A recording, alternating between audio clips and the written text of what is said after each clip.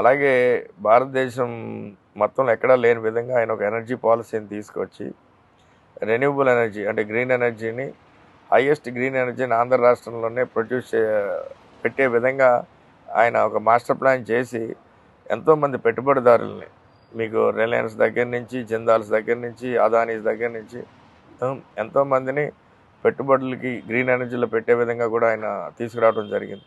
ఇవన్నీ ఏంటంటే ఇప్పుడు అలాగే మా బ్రదర్ సంస్థ ఉంది గ్రీన్కో గ్రూప్ కూడా కర్నూలు దగ్గర భారీ స్థాయిలో 15,000 కోట్లతో ఒక వరల్డ్లో ఫస్ట్ టైం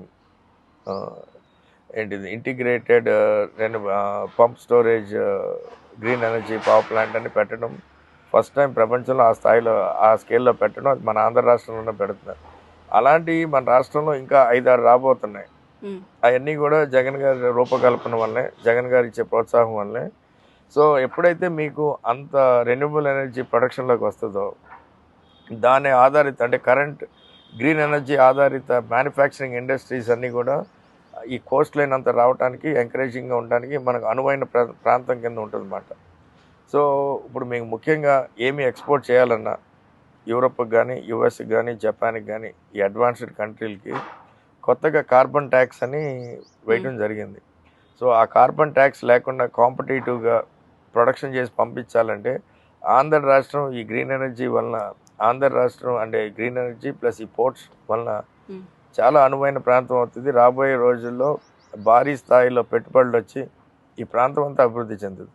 సో ముఖ్యంగా నేను కాకినాడ పార్లమెంట్ నియోజకవర్గం పరిధిలోనే రాబోయే 5 సంవత్సరాల్లో కూడా ఎన్నో ఆలోచనలు చేసి పోర్ట్ అయితే కానీ ఎస్సీజెడ్ అయితే కానీ అలాగే ఫిషింగ్ పోర్ట్ అయితే కానీ ఇవన్నీ కూడా దృష్టిలో పెట్టుకుని భారీ స్థాయిలో అక్కడ ఎందుకంటే మన హైడ్రోకార్బన్ యాక్టివిటీ చాలా ఎక్కువ అంటే ఆయిల్ అండ్ గ్యాస్ యాక్టివిటీ మన కేజీ బేసిన్లో రీసెంట్గా కూడా ఒక 45,000 టన్ 45,000 barrel crude oil discovery ONGC కనుక్కోవడం జరిగింది.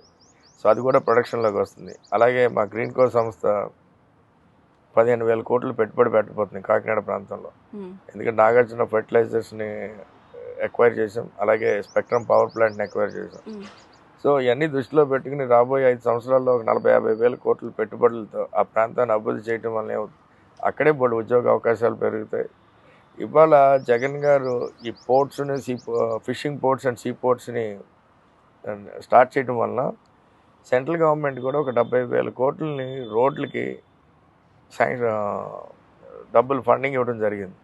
ఎందువల్ల అన్ని పోర్ట్స్ని కనెక్టివిటీకి ఎందుకంటే ఇక్కడ ఎకనామిక్ బిల్డర్కి బ్యాక్ బోన్గా. సో ఇవన్నీ కూడా రాబోయే రోజుల్లో ముందుకెళ్ళాలంటే ఇవన్నిటి మీద అవగాహన ఉండి కొంచెం నాలెడ్జ్ ఉండి ఎంటర్ప్రైజింగ్ ఉన్న మనుషులైతే తప్పకుండా మన రాష్ట్రానికి దేశానికి కూడా ఉపయోగపడతారనే ఆలోచనలతో గట్టిగా ఈసారి 4వ సారి పోటీ చేయాలి.